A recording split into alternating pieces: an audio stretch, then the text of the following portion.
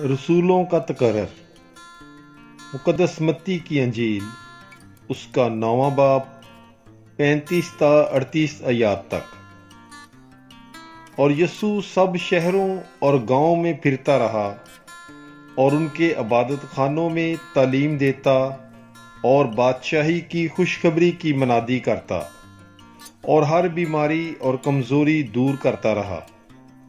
और जब उसने हजूम को देखा तो उसे उस पर तरस आया, क्योंकि वो उन भेड़ों की मानद जिनका चरवाहा ना हो, खस्ता हाल और परागंदा था।